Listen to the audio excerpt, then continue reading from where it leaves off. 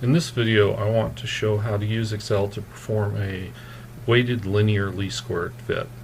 The idea is we're going to take some data which is linear in form, but where there is an uncertainty which varies between the different points in the plot. In this case, it was data taken from the scientific method experiment, where I have x that's already been scaled in some way to make it linear, and the periods which I measured, the uncertainties in the periods. Plotted down here is that line, and you see it is very linear, so this looks like the right scaling to use for the length. So all we have to do now is set up the fit. Now the fit is described in the simple data analysis paper, which you have access to either online or was given to you already this semester. Notice that we again have to do sums of various quantities, like the sum of 1 over sigma squared, the sum of x squared over sigma squared, etc. Various things like that. Now we're just going to set up these sums. They look exactly like the ones for the unweighted linear least squared fit. The idea there is you just had all the weights being the same, and so you didn't have that weighting term in here. By weight, we're talking about this quantity 1 over sigma squared. It tells me that if the uncertainty is smaller, then I ought to give more emphasis to that point, because 1 over sigma is larger the smaller sigma is, and you square that to get the weight. So actually, when I wrote things over here, I did in terms of the weight times x. There are actually 5 sums over here. Weight, the sum of the weights times x, sum of the weights times x squared, sum of the weights times x times y, and sum of the weight times x times y. So I just start by filling in this spreadsheet here. So it's 1 divided by sigma squared is the weight factor, and this is going to vary for each point along here. So 1 over sigma squared. Now for the next term, it's the weight times x. So there's 1 sigma squared, and you just multiply that times x, plus the weight times x squared, the weight times y, and the last one, the weight times x times y. That populates in the first row all the values I need to have for this. I just select them and drag them down to copy them to the rest of the cells, and now I've set up all the numbers I need to do these sums. Now, just like in the weighted average or the regular average, the easiest way to do this is to do the sum at the top of the page here, because I can select over any range of values here. I don't have to just stop at the one that I'm doing here, but I can actually take more cells in, because later on I might want to use this for a case where I have more data points. And just copy those over, and now I have all the sums that I need to have. Now I just need to set up these formulas. Notice that A1, the fit parameter, this corresponds to the intercept of the line. The fly is the form y is equal to A1 plus A2 times x. So A1 is the intercept, A2 is the slope. Both depend on delta, so the first thing I want to determine is delta using this formula. And if we look at that, the first thing is it's the sum of 1 over sigma squared. So that's sum of the weights times sum of the weight times x squared, minus the sum of the weight times x quantity squared. And there is my value for delta. Don't worry, these numbers are big or anything else. They all work out in the end. And it's better to do this in a spreadsheet, because you don't know how many digits out here. You really need to get the right value out, because there's differences involved in these. Next thing we want to determine is A1. We know the intercept has to be something less than 0.9, so if we get something else, we know we've made a mistake. But I'm just going to set it up. I'm going to do the parentheses, part in parentheses here first, and then divide by delta. So sum of x squared times y times the sum of weight times y, minus the sum of weight times x times the sum of x times y, and then divide that by delta. And what I have there is a number that's very small. It's 10 to the minus 2, which makes it pretty small. Now, you'll notice it started populating something over here. I'd already set up a formula over here which referred to those two cells for the value of it. So I did that because when I get done, I should pop a line onto here showing you the fit. That's something generally you'd add in after you set up the parameters, but it's always a good thing to check, wow, did I actually get the right fit or not? So the next thing, I'm going to set up the second equation. It's just plus, go into parentheses, sum of the weights times sum of the weight times x times y. Let me clear off some of this. It's this formula here.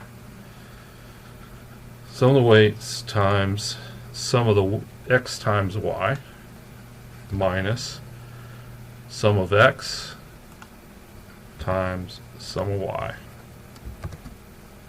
divided by delta. And messed up somewhere in my formula. Let me look back at this. It's sum of, let me try to get rid of this.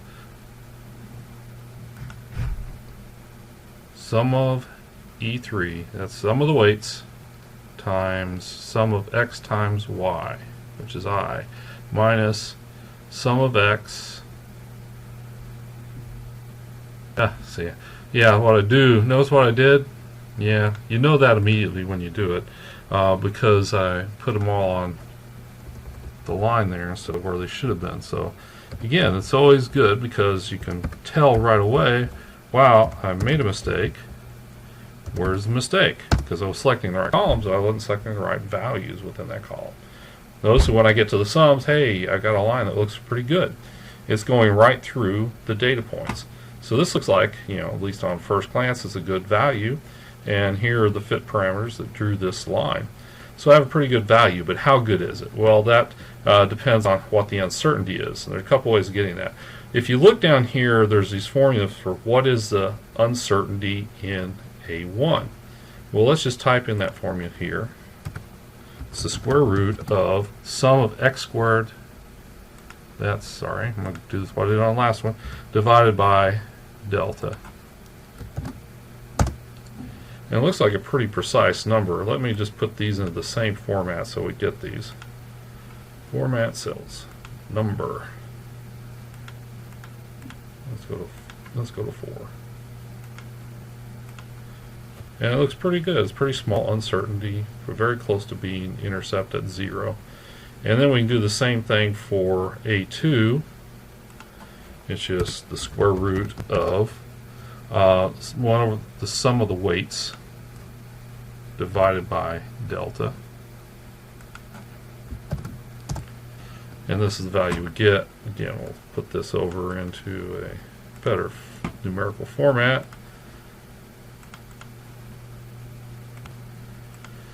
And you have a pretty precise value. So the uncertainties are very, very small, look very, very nice. Has a slope of 2. Okay. But is this a good fit? Now, that's something we haven't really determined what we did. And that's where we're going to calculate a number I didn't tell you about over in this document called the reduced chi-squared. It looks a lot similar to this thing down here, so what we have to do is determine a delta. But the way we're going to determine delta this time is we're going to weight the delta. So I use the weight times, then the difference between the fit and the measured value squared.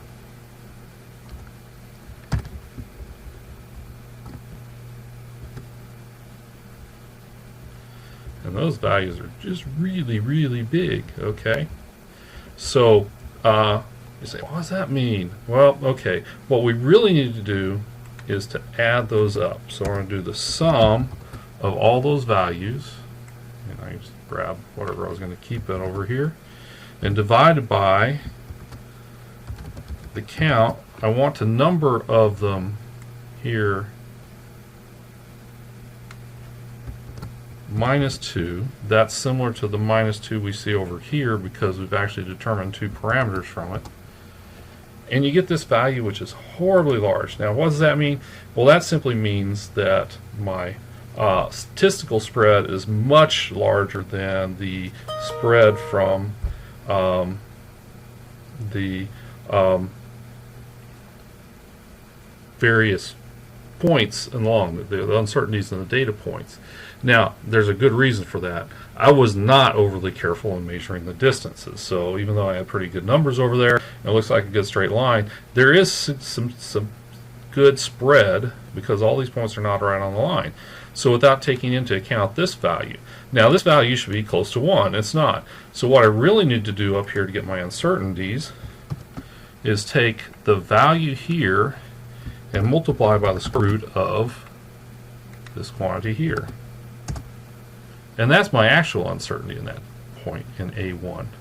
And do the same thing here. My uncertainty that I got from the formula times the square root of this statistical uncertainty, and there's my actual values. So if I was going to present a number, I would say the uncertainty in this one is 0.025, so that's 0.010 and 0.025, and my value here, again you have value 25 there, so 2.005 tab 0.025, and that would be my uncertainties. Let me go ahead.